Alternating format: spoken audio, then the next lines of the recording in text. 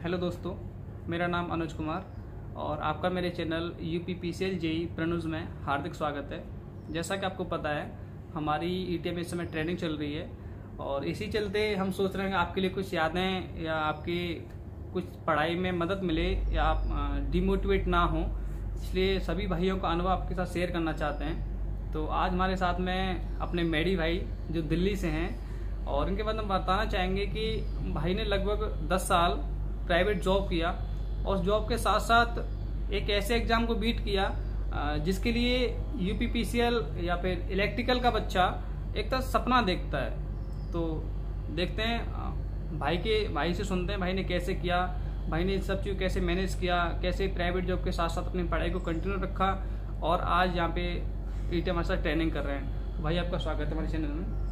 बताइए, आप अपना इंट्रोडक्शन दीजिए, आप कैसे हैं, कहाँ से हैं? दोस्तों, मेरा नाम साहिल है, साहिल गांधी। मैं दिल्ली से हूँ और मैं तैयारी तो बहुत टाइम से कर रहा था, लेकिन फाइनली अब एक एग्ज़ाम निकला है। मैं डिप्लोमा 2012 का पास आउट हूँ और मैं तब से प्राइवेट जॉब ही कर रहा था। साथ में फिर मैंने AMI भी करी। तो उसके बाद 2016 के बाद मैंने गवर्नमेंट जॉब की तरफ ध्यान दिया। मतलब उससे पहले तो हमें पता ही नहीं था कि हमें गवर्नमेंट जॉब भी करनी है, हम प्राइवेट इंडस्ट्री में ही सेटल थे। और ऐसा नहीं है प्राइवेट इंडस्ट्री खराब है, बहुत अच्छी इंडस्ट्री है, पैसा भी अच्छा है, हर चीज़ अच्छी है। लेकिन धीरे धीरे जैसे टाइम बीतता है, हम सोसाइटी को देखते हैं, अपना रुझान उस तरफ आ गया कि गवर्नमेंट जॉब की तैयारी करी। पहले बीटेक बेसिस पे भी करी, लेकिन एग्ज़ाम नहीं निकले। फाइनली इस बार 2022 में ये यूपीपीसीएल जेई का एग्ज़ाम निकला है और ये बहुत अच्छी चीज़ है कि एक एग्ज़ाम निकालना ही बड़ी बात है, क्योंकि कॉम्पिटिशन है। ठीक है, competition is for rejection not for selection. क्योंकि इतने सारे बच्चों में से आपको किसी एक को चूज करना है, तो ये एक रिजेक्शन ही होता है। लेकिन हाँ, ये है कि मुझे जो लगता है कि मेरा एग्जाम क्यों निकला, उसकी वजह ना तो ये है कि मैंने बहुत ज़्यादा तैयारी करी, ऐसा कुछ नहीं है। ये सिर्फ एक है परसिस्टेंस, कि मैं कंटिन्यूस लगा रहा बस, और कोई वजह नहीं। अगर मैं छोड़ देता तो शायद आज यहाँ नहीं होता। लगा रहा इसीलिए हो गया, अदरवाइज नहीं होता। और जॉब के साथ साथ आई नो कि मुश्किल होता है और टफ भी रहता है, क्योंकि जॉब के साथ टाइम निकालना, मुझे पता है कि किस तरह टाइम निकालता था मैं, या मैं ऑफिस में भी पढ़ता था। कई बार उल्टा सीधा सुनना भी पड़ता था कि तुम किताबें लेके बैठे हो, तो इट्स नेचुरल। बट अगर आप अपने प्लान को लेके, अपने ड्रीम को लेके हैं कॉन्फिडेंट और आपको लगता है कि हाँ मुझे वो चीज़ चाहिए, तो आपको उसके लिए मेहनत तो करनी पड़ेगी। आपको मेहनत करनी पड़ेगी और उसमें टाइम भी देना पड़ेगा। और ऐसा नहीं है कि एग्ज़ाम बहुत टफ है कि नहीं निकलेगा, डेफिनेटली निकलेगा। आपको कंटिन्यूस लगा रहना पड़ेगा। तो जी मेडी भाई, जैसे आपने अपना काफ़ी लंबा आपका अनुभव रहा है प्राइवेट जॉब में, आपने जैसे भी जॉब की उसके साथ में आपने इस एग्जाम को पेपर किया, तो आपकी जैसे आपने इसको कब से सोचा था कि हमको यूपीपीसीएल जेई बनना है, हमको कोई भी जेई का एग्जाम क्रैक करना है? हुआ क्या था, मैं इंजीनियरिंग सर्विसेज की तैयारी करता था जी, और मेरा प्रीलिम्स निकला था 2018 में। अच्छा, ये वाली लाइन काट देना। बेसिकली मैं 2016 से तैयारी कर रहा था गेट की, ES की, और कई बार मैंने तैयारी करी, बट मेरा एग्ज़ाम नहीं निकला। 2020 में लॉकडाउन लग गया, इश्यूज रहे, और जॉब के साथ साथ तैयारी करना काफ़ी टिपिकल भी रहता है जी। तो फिर मुझे लगा यार कि अब कुछ हो नहीं रहा है, तो ठीक है एक बार जेई का एग्ज़ाम दे के देख लिया जाए। और लकीली 2020 में नवंबर के आसपास यूपीपीसीएल जेई की वैकेंसी भी आई, मैंने अप्लाई कर दिया। मैं वर्किंग था उस वक्त। अब मेरे मन में ये भी आ रहा था कि एक बार जॉब छोड़ दूं, लेकिन लॉकडाउन को देखते हुए जॉब छोड़ने की हिम्मत नहीं हो रही थी। जी, तो सिक्योरिटी भी नहीं रहती कि वो ही हो जाएगा, है ना? ये भी तो रहता है ना, जैसे आप जॉब भी छोड़ दें तो फिर 4 साल से तैयारी कर रहा था, जॉब के साथ साथ ही नहीं निकल रहा था, लेकिन मन में एक चीज ये भी आ रही थी कि छोड़ दूं, क्या पता इस बार निकल जाए। जी जी। लेकिन फिर वो भी एक डर लग रहा था कि लॉकडाउन का इशू है, तो मैंने इवन रिजाइन भी दे दिया। लेकिन मेरे सीनियर थे, उन्होंने मुझे समझाया कि अभी रिजाइन मत दे और कुछ टाइम वेट कर। और वो फैसला बहुत अच्छा रहा, क्योंकि फरवरी में एग्जाम हुआ नहीं। नवंबर में नोटिफिकेशन में, फरवरी में एग्जाम था कि फरवरी फर्स्ट वीक में एग्जाम होगा, लेकिन नहीं हुआ। फिर मैंने जुलाई में जॉब छोड़ी। फाइनली 18 जुलाई को मैंने जॉब छोड़ी। मुझे लग रहा था कि अब एग्जाम हो ही जाएगा एनी हाउ, क्योंकि सेकेंड वेव भी निकल चुकी थी। और 8 सितंबर को एग्जाम था और एग्जाम इतना अच्छा नहीं हुआ था। एग्जाम दे के जब मैं आया, मुझे लगा भाई इस बार भी नहीं होगा, ये डेफिनेटली श्योर था। 3-4 दिन बाद आंसर की आई, उसमें भी नंबर बहुत कम थे, तो उम्मीद नहीं थी। लेकिन ये था कि अच्छा एग्जाम ऐसा था कि जो पढ़ के गए थे उसमें से कुछ भी नहीं था। जी जी। मुश्किल से 5-6 क्वेश्चन ऐसे थे जो डायरेक्ट लाए थे। बाकी सारे क्वेश्चन ऐसे थे जो आपने मैंने इतने सालों से पढ़ा है, मतलब उस पढ़ने की वजह से, प्रेजेंस ऑफ माइंड की वजह से जो उस एग्जाम में मैं टिक कर पाया, जो मुझे लगा कि हाँ ये हो सकता है, लेकिन वो मुझे लगा इसीलिए क्योंकि मैं इतने सालों से प्रिपेयर कर रहा था। नहीं तो ऐसे लगेगा भी नहीं आपको, ऐसे नहीं कि आप तुक्का मार के आ सकते हो। आपने इतने सालों से मेहनत करी, उसी वजह से आपका प्रेजेंस ऑफ माइंड ने बोला कि हाँ यहाँ पे इसको लगाओ टिक, और वो लगाया। तो वही मैं कहना चाह रहा हूँ कि अब ऐसा नहीं है कि पहले जो पैटर्न चलता था कि 5-6 साल पहले से तक से जो पैटर्न चलता हुआ आ रहा था कि आप मशीन पढ़ गए, पावर सिस्टम पढ़ गए, मेजरमेंट पढ़ गए, कि हाँ यहीं से मेजर्स क्वेश्चन आने हैं, ऐसा नहीं है। अब जो यूपीटीयू का सिलेबस है वही आएगा, और वही आ रहा है। अगर आप पिछले 3-4 साल का एग्जाम का ट्रेंड चेक करोगे तो आप देखोगे कि हर एक एरिया से क्वेश्चन पूछे जा रहे हैं, even from mathematics, chemistry, physics, even management, जी सब कुछ आ रहा है, सब कुछ आ रहा है। और जैसे मैंने जॉब करी है, जहां भी मैंने जॉब करी है, मैं मेंटेनेंस फील्ड में रहा हूँ, जैसे 33/11 kV सबस्टेशन मेंटेनेंस में, मॉल में, होटल्स में, तो यहाँ पे मेरे को काफी अच्छा एक्सपीरियंस मिला है मेंटेनेंस में। तो उसके साथ अच्छा मैं वो लाइन भी नहीं छोड़ना चाहता था, वो इतनी अच्छी लाइन थी कि छोड़ने का दिल भी नहीं करता था। बहुत अच्छी जगह, मैं लास्ट जॉब कर रहा था दिल्ली एयरपोर्ट पर, and it was very nice job. मुझे बहुत कॉन्फिडेंट था कि उस जॉब में, मैं बीइंग एन इंजीनियर में वहाँ पे जॉब करता था, बहुत अच्छी जॉब थी। लेकिन सीधी बात है, हमारी तैयारी गवर्नमेंट के लिए थी, तो फिर हम यहाँ पे आएंगे। जी जी, यानी कहीं ना कहीं एक इंसान के मन में ये, चाहे समाज को लेके हो या खुद अपने कुछ पर्सनल व्यूज होते हैं, इंसान चाहता है कि एक जो नजरिया है समाज का देखने का, कि समाज यही देखता है प्राइवेट से आप कितना पैसा कमाएं, एक कहीं ना कहीं कसक सी रह ही जाती है कि अरे यार गवर्नमेंट जॉब नहीं। मैं यहाँ पे आपको इंटरप्ट कर रहा हूँ जी, अपने अनुसार चलो, किसी की मत सुनो। देखो कब तक करोगे तैयारी, ये मेरा लास्ट अटेम्प्ट था, मैंने सोच लिया था इसके बाद मैं तैयारी नहीं करूंगा, चाहे मुझे कहीं भी जॉब करनी पड़े, क्योंकि मैं 28 का हूँ, 2012 का मैं डिप्लोमा पास आउट हूँ। तो अब मैं कब तक वेट करता हूँ, कब तक, एक टाइमलाइन तो होनी चाहिए ना हमारे पास, कि हम कब तक गवर्नमेंट जॉब की तैयारी करेंगे, और वो भी इस माहौल में जब हम देख रहे हैं कि गवर्नमेंट जॉब डिक्रीजिंग होती जा रही है, घटती जा रही है, बिल्कुल। तो आप कब तक तैयारी करोगे। और मैं ये भी बता दूं दोस्तों कि प्राइवेट इंडस्ट्री ऐसा नहीं है कि आपको पैसा नहीं देती, बल्कि मैं आपको ये कहना चाहता हूँ प्राइवेट इंडस्ट्री में पैसा गवर्नमेंट इंडस्ट्री से जाता है, ठीक है, लेकिन वहां पे क्या है, मेहनत भी ज्यादा है। आपको आपकी परफॉर्मेंस के बेसिस पे काम मिलेगा, पैसा मिलेगा। यहाँ पे भी ऐसा ही है, बट ये एक गवर्नमेंट ऑर्गेनाइजेशन है। Actually it's all about mindset, कि आपका माइंडसेट क्या हो गया। अगर आपका माइंडसेट है कि मेरे को प्राइवेट में ही अगर आगे निकलना है, तो ऐसे बहुत सारे लोग हैं जो प्राइवेट इंडस्ट्री में बहुत अच्छा काम कर रहे हैं।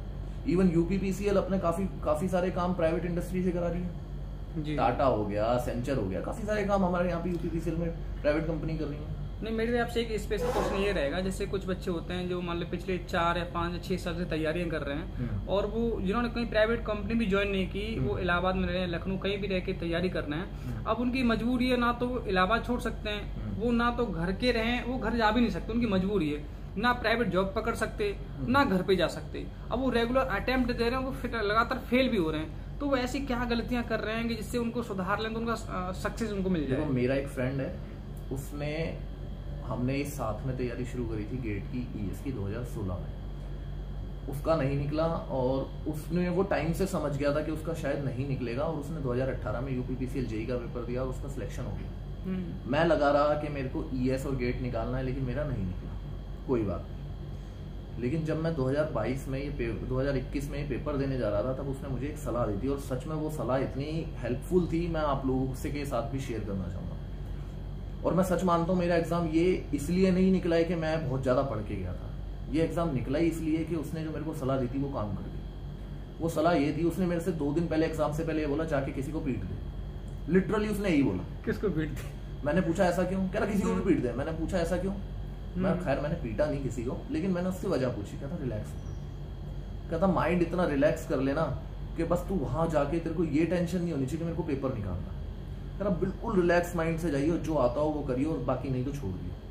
आप मानोगे नहीं, मैंने सिर्फ 145 क्वेश्चन करे थे 200 में से, और उससे ज्यादा तो कट ऑफ ही जाती है। हर एक बंदा जानता है, किसी को मैं ये बता दूं मैंने 145 क्वेश्चन करे थे, तो वो बंदा यकीन नहीं करता कि 145 क्वेश्चन करने के बाद भी आपका सिलेक्शन हो गया, क्योंकि मेरे क्वेश्चन गलत भी रहे हैं। 25 एक क्वेश्चन मेरे गलत रहे थे, नेगेटिव मार्किंग होने के साथ 112.5 मेरे टोटल मार्क्स थे। उसके बाद नॉर्मलाइजेशन जो होता है वो हुआ, और उसके बाद फाइनली मैं सिलेक्टेड हूँ। तो मेरे कहने का मकसद ये है कि आप एक्यूरेसी को भी ध्यान में रखें। ऐसा नहीं है कि आप 200 के 200 क्वेश्चन लगा रहे हैं। कितने ऐसे बंदे हैं जो 200 के 200 क्वेश्चन लगा के सिलेक्ट होते हैं, क्योंकि नेगेटिव मार्किंग भी मारती है उनको। जी जी। तो एक्यूरेसी पे बहुत ध्यान दीजिए। और सबसे बड़ी बात है प्रेजेंस ऑफ माइंड। जितना माइंड रिलैक्स रखोगे ना वहाँ पे एग्जाम हॉल में, उतना अच्छा है। इस चीज से वो मत हो कि क्या नाम है, मैंने सिर्फ 145 क्वेश्चन करे हैं तो शायद मेरा सिलेक्शन ना हो। जरूरी नहीं है, आपका हो सकता है। अगर मैं उस वक्त ये सोच लेता कि सिर्फ 145 कर रहा हूँ और यूपीपीसीएल में तो 150 कट ऑफ जाती है, कैसे हो जाएगा? तो फिर मैं उस कट ऑफ को सोच के मैं और क्वेश्चन मार्क करता हूँ जो कि मेरे गलत होते। मैंने लास्ट में एक क्वेश्चन मार्क करा जो कि मैंने तुक्के में करा, वो गलत ही हुआ। तो मैंने आंसर की चेक करी तो मुझे पता चला वो क्वेश्चन गलत हो गया मेरा। तो मेरे कहने का मतलब यही है। और जो भाई ने जैसे अभी बोला कि जो बच्चे 4-5 साल से तैयारी कर रहे हैं और अब उनका एग्जाम भी नहीं निकल रहा है, देखो दोस्तों, मैं तो अब यही कहना चाहूँगा, अगर आपकी एज या आपकी फैमिली कंडीशंस आपको अलाउ करती हैं कि आप और तैयारी करो तो आप डेफिनेटली तैयारी करो, ठीक है। नहीं तो मैं ये कहूँगा जिनको लगता है कि नहीं यार अब थोड़ा सा इश्यूज हैं, एज बढ़ती जा रही है और आगे कुछ काम भी करना है, कब तक इस तरह तैयारी करोगे, तो मैं यही कहूँगा आप जॉब पकड़ लो कहीं पे। अब आपका क्वेश्चन ये आएगा यार कि यार 10-15 हज़ार की जॉब मिलती है, उसमें क्या होता है? तो दोस्तों मैं बताऊँ, मैंने पहली जॉब 10,000 की ही शुरू करी थी 2012 में, ठीक है। और अब जब मैं यहाँ पर आया हूँ तो मैं बहुत अच्छा पैकेज छोड़ कर आया हूँ, ठीक है। तो मेरे कहने का मतलब ये, जब आप तैयारी करते हो, पहले तो भाई इंजीनियरिंग में सीधी बात है आपके एक्सपीरियंस पे, आपके नॉलेज बेस पे आपका प्रमोशन होता है, ठीक है। आप शुरू में 10 लोगे या 12 लोगे या 15 लोगे, जो भी मिले ठीक है, मिलेगा। 1 साल बाद आप सुपरवाइजर के लिए अप्लाई करोगे, उसके बाद आप इंजीनियर के लिए भी अप्लाई करोगे, तो धीरे धीरे प्रोग्रेस होगी। जैसे जैसे एक्सपीरियंस बढ़ेगा, प्राइवेट कंपनी आपको पेमेंट देती है। आप यूँ कहोगे नहीं प्राइवेट कंपनी नहीं देती, वो भी देती है, क्योंकि मैं देख कर आया हूँ पूरे 10 नहीं तो 9 साल, मैंने 9 से 9.5 साल मेरा प्राइवेट कंपनी का एक्सपीरियंस है, ठीक है। और लगभग कुछ एमएनसी भी थी, कुछ लोकल लेवल पे भी कंपनियां थी, क्योंकि स्टार्टिंग में कोई एमएनसी आपको ऐसे अलाउड नहीं करती कि हम डिप्लोमा लेके निकलें और कोई भी सीधा एमएनसी में घुस जाएंगे, ऐसा नहीं होता। तो जो भी कंपनीज होती हैं आप वहाँ पे वर्क करो। और सबसे बड़ी बात देखो मैं बताऊँ, जो मुझे मेंटेनेंस में सीखने के लिए मिला है वो मुझे शायद यहाँ भी ना मिले, क्योंकि यहाँ पे मेरा मेजर काम यूपीपीसीएल रिवेन्यू कलेक्शन का है, ठीक है। आपको अपनी लाइन को बस आपकी सप्लाई सिस्टम होके रहना चाहिए, वो आपका काम है। यहाँ पे सिलेक्ट होने के बाद में पीसीएल में आपका टेक्निकल एक अलग रख जाता है। बिल्कुल। अब यहाँ पे आपका होगा बिजनेस, आप कितनी बिजली बेचेंगे, वहाँ से कितना रेवेन्यू लेंगे, बस आपका इसी का ऑडिट होना है, बाकी आपसे कोई मतलब नहीं है। आपसे जनता से कैसे डील कर पाते हैं, वहाँ से कितना रेवेन्यू कलेक्ट कर पाते हैं। तो जैसा भाई ने अभी ये बताया कि जो बच्चे 4-5-6 साल से तैयारी कर रहे हैं उनका हो भी नहीं पा रहा है, तो भैया ने बताया कि उनकी यही सलाह है कि देखिए सीधी सी बात है, जो तैयारी करता है उसकी फैमिली बैकग्राउंड ज़्यादा अच्छा होता भी नहीं, ये 95% बात सच है। तो भाई आप देखिए जॉब पकड़ सकते हैं। अब जॉब पकड़ने के बाद में अगर आपका देखिए एक सपना होता है ना, तो सपने को आप कैसे ही पा सकते हैं। भैया ने जॉब किया था 12 साल, तो भैया पाए ना, भैया वही बताएंगे जैसे जॉब पकड़ने के बाद में भैया ने कैसे टाइम को मेंटेन करते थे या किस समय पढ़ते थे और कैसे पढ़ते थे, जिससे आगे चल के कहीं ना कहीं पॉसिबिलिटी बनी रहे कि हमारा हो सकता है आगे भी। भैया बस वही बताइए आपने कैसे पढ़ते रहे। बताऊँ, जब मैंने बताया जैसे कि मैंने 2020 में ईएस का पेपर दिया था, बाद में लॉकडाउन हो गया, तो उस वक्त मैं जॉब के लिए बहुत सर्च कर रहा था कि जॉब मिल जाए। टर्म्स इतने थे कि सब जगह अप्लाई कर दिया, सब जगह कॉल कर दिया, लेकिन पॉइंट ये था कि लॉकडाउन में कहीं पे हायरिंग नहीं चल रही थी। फाइनली मेरे पास जून में 29 जून को कॉल आया मॉल ऑफ इंडिया नोएडा से कि हाँ भाई 29 जून 2020 को क्या आ जाओ, आपको ज्वाइनिंग मिल रही है, असिस्टेंट टेक्निकल मैनेजर। ठीक है जी, चला जाते हैं। तो मैं वहाँ गया तो वहाँ पे मेरा ज्वाइनिंग हो गया, मुझे कोई इशू नहीं था। जॉब अच्छी थी, लेकिन मेरे घर से 45 किलोमीटर दूर था। मेट्रो चल नहीं रही थी, तो पहले मैं बाइक से आना जाना शुरू करा, फिर कुछ टाइम बाइक मेट्रो भी चल। मेट्रो में मेरा 1.5 घंटे का रूट होता था ना, उस 1.5 घंटे में अपने करंट अफेयर्स कवर करता हुआ जाता था कि करंट अफेयर मेरे मेट्रो में ही खत्म हो जाए, मोस्ट प्रोबेबली। जी। टारगेट मेरा यही रहता था। फिर मैंने ईयरपोड्स खरीदे, मैं ऑफिस में बैठता था, जब भी फ्री टाइम मिल जाए ईयरपोड्स लगाया और कुछ ना कुछ अपनी वीडियो लेक्चर सुनना शुरू कर दिया। अच्छा, इस वजह से मेरे से ऑफिस में भी कई जगह मेरी बहसबाजी भी हो जाती थी, क्योंकि कुछ लोग होते हैं जो आपको शायद इतना पसंद नहीं करते कि यार ये बंदा पढ़ भी रहा है, जॉब भी कर रहा है, ये सब होता है और आपको ये सब मैनेज करना पड़ेगा।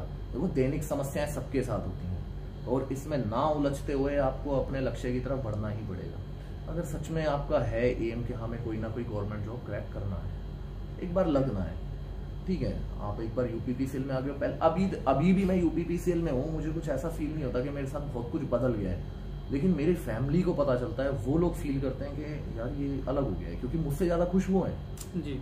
देखो इनको ज्यादा पता होगा, मैं वर्किंग था, मुझे अपनी लाइफस्टाइल में कोई बहुत ज्यादा चेंज नहीं लगता, मैं वैसे ही जी रहा हूँ जैसे मैं शायद इससे पहले जीता रहा। लेकिन भाई को पता है कि ये जहाँ से आए हैं, ये पहले जॉब नहीं करते थे, इनकी फर्स्ट जॉब है, तो ये फील कर सकते हैं कि वो चीज़ कैसी होती है। सिंपल सी बात है, जहाँ पर हम अपने एक महीना 5,000 रुपये में काटते थे, जैसे इलाहाबाद में मैं रहा था तो 5,000 रुपये से मिलता था, उसमें सारी चीज़ मैनेज करना है। और अब जानते हैं जब एक साथ अकाउंट में 60,000 आएगा तो उसकी थोड़ी उसका फील भी अलग होता है ना, आप समझ सकते हैं। तो भाई मुझे बहुत अच्छा फील हो रहा है। बात कर रहे हैं कि 60,000 आएगा, मेरे पास ये पहली बार नहीं आ रहा, नहीं अब तो भाई इसलिए को मुझे एहसास नहीं हो रहा, वही चीज है इसलिए ना, मुझे इतना कोई फर्क नहीं पड़ रहा। लेकिन हाँ फिर भी मैं ये कहना चाहता हूँ कि मैं सच में इस जॉब के लिए बहुत थैंकफुल हूँ, क्योंकि मैंने डेडिकेशन दिया इस जॉब के लिए। और सबसे बड़ी बात है, मैं ये नहीं कहूँगा कि क्या नाम है ये जॉब मिल गई, मैं पहले भी कर रहा था तो मुझे कुछ ज़्यादा मतलब मिल गई तो ठीक है, नहीं मिली तो ठीक है, नहीं ऐसा नहीं है कि मैं सच में नीडेड था इस जॉब के लिए और मैं चाहता भी था और मैंने मेहनत भी करी थी उस चीज़ के लिए। तो वो चीज़ें अगर आप परसिस्टेंस रखोगे लाइफ में,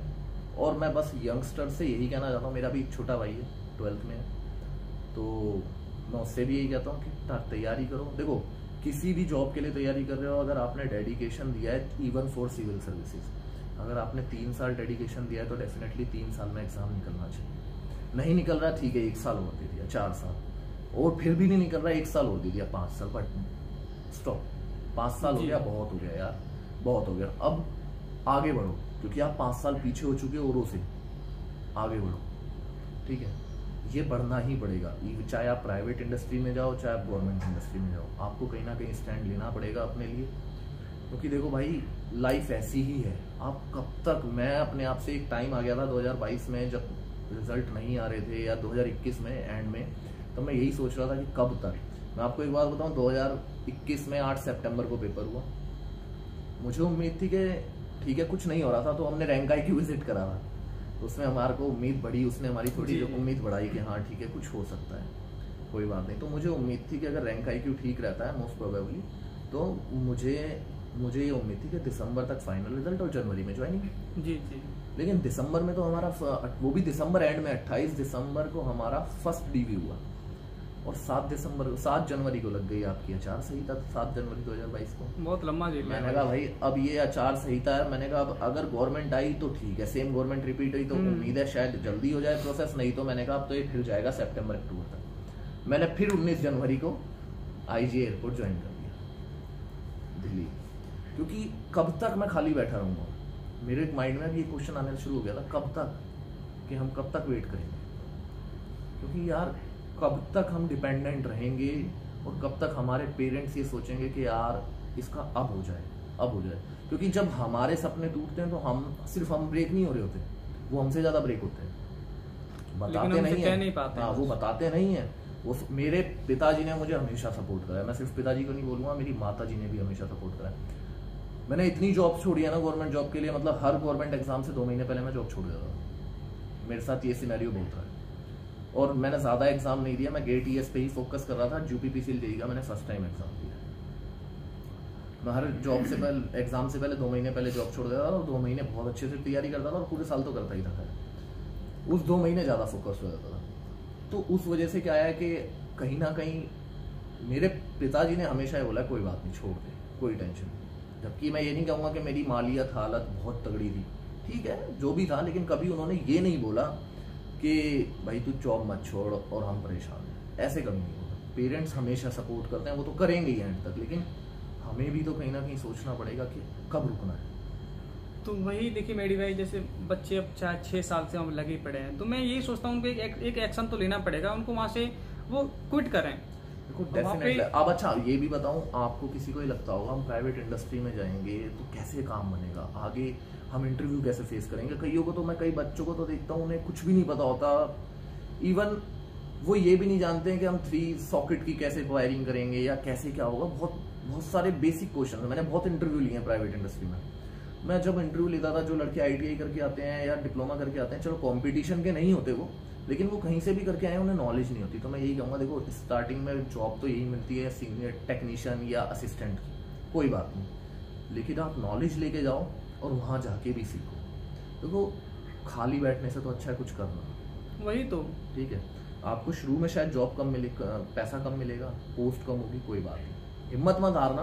देखो यहाँ पे भी परसिस्टेंसी मैटर करेगी, जितना लगे रहोगे उतना पैसा मिलेगा। क्योंकि मैंने डिप्लोमा होल्डर को भी देखा है जो प्राइवेट इंडस्ट्री में जाके मैनेजर पोजीशन तक पहुंचते हैं, ठीक है, चाहे वो डिप्लोमा होल्डर हो, बिकॉज वो परफॉर्म कर रहे होते हैं। Private industry is performance based, ठीक है, तो उसमें कोई प्रॉब्लम नहीं है। बाकी यूट्यूब पे दुनिया भर का डाटा अवेलेबल है कि आप जब किसी इंडस्ट्री में जाते हो, मेंटेनेंस इंडस्ट्री में जाते हो या प्रोजेक्ट इंडस्ट्री में जाते हो, वहाँ पे सब कुछ अवेलेबल है कि वो स्टार्टिंग में आपसे किस तरह के क्वेश्चन पूछते हैं। वो आपसे बहुत ज़्यादा एक्सपेक्ट नहीं कर रहे होते, लेकिन वो इतना एक्सपेक्ट कर रहे होते हैं। जब मैं इंटरव्यू लेता था मैं यही एक्सपेक्ट करता था, किसी लड़के का मैं इंटरव्यू ले रहा हूँ तो मैं ये एक्सपेक्ट करता था कि उसे फेस और न्यूट्रल तो पता हो एटलीस्ट, कहीं वो कहीं खुद को जाके ना चिपका ले, क्योंकि सेफ्टी हमारे लिए अटमोस्ट इम्पोर्टेंट है, ठीक है। तो इतना ही होना चाहिए कि आपको बेसिक अंडरस्टैंडिंग हो, आप कहीं भी जाके काम करें। और अगर हाँ, मैं फिर यही कहूँगा, अगर आपको लगता है नहीं यार एक आध साल में मेरा निकल सकता है एग्जाम और मैं डेडिकेटेड हूँ और मैं डेडिकेटली प्रिपेयर भी कर रहा हूँ, तो डेफिनेटली तैयारी करो, एग्जाम निकल जाएगा। परसिस्टेंस जरूर रखना, पेशेंस रखने पड़ेंगे। अच्छा, यूपीपीसीएल जॉब में भी हमें यही सिखाया जाता है, पेशेंस रखने पड़ेंगे, क्योंकि it's a public dealing job और थैंकलेस जॉब है ये। यहाँ पे गालियाँ बहुत मिलेंगी, लेकिन फिर भी हमें पेशेंस रखना पड़ेगा। ये सारी चीज़ें भैया उनके लिए कह रहे हैं जो मतलब एक जिनका रूटीन बन गया है, बस सुबह उठना, खाना, पढ़ना, सोना, वो अपनी लाइफ में कुछ चेंज नहीं कर पा रहे हैं। वो चाहते हैं कि कुछ चेंज करें, उनको कोई चेंज आ ही नहीं पा रहा है। तो वो एक टारगेट, एक तरह का बोलते हैं ना, एक रिस्क ले सकते हैं। कोई एक मतलब कहीं ना कहीं हिट हो उनके दिमाग में, कहीं ना कहीं अगर आपकी एज 24 है कोई बात नहीं, आप तैयारी करो, 25 है कोई बात नहीं, आप तैयारी करो। लेकिन मैं आज जब अपनी एज में सोचता हूँ कि कोई बच्चा, अगर कोई स्टूडेंट, बच्चा तो नहीं कहूँगा, स्टूडेंट ही कहूँगा, कि कोई स्टूडेंट या कोई भी ऐसा बंदा जो तैयारी कर रहा है, जॉब के साथ तैयारी कर रहा है और 28 साल का या जॉब नहीं कर रहा, खास तौर से जो जॉब नहीं कर रहा, उसके लिए कितना मुश्किल होता होगा कि 28 की एज में, जाहिर सी बात है पेरेंट्स भी अब एजेड हो रहे हैं, तो कब तक हमारे लिए खुद क्वेश्चन आना चाहिए, कब तक मैं कब तक और तैयारी करूँ। कहीं ना कहीं तो मुझे कुछ अलग करना पड़ेगा। यार मैं ये नहीं कह रहा हूँ तैयारी छोड़ दो, आप तैयारी के साथ कुछ भी करो। नहीं, आप ये भी तो कर, जैसे तैयारी करते रहिए, आप कहीं कोचिंग पढ़ाइए। आप कुल मिला के घर से भाई पैसा लेना आपको बंद करना पड़ेगा। अगर आप 28 के हैं और 28 प्लस है, तो भाई देखिए आपके माँ बाप की एज लगभग 60 के आसपास, 55-60 होगी, तो उनसे आप कब तक काम कराएंगे, है कि ना। आप कोई बच्चों को ट्यूशन पढ़ाइए, कुछ भी करिए, लेकिन आपको अपना इनकम का सोर्स बनाना ही पड़ेगा, इंडिपेंडेंट होना पड़ेगा। अगर आप उन्हें नहीं दे सकते तो उनसे लो भी मत, बस यही बात है। एक सम पॉइंट ऑफ टाइम पे। बाकी ये डिपेंड करता है भाई फैमिली बैकग्राउंड कैसा है। मैं फिर वही कह रहा हूँ, ये पर्सन टू पर्सन वेरी होने वाली चीज है।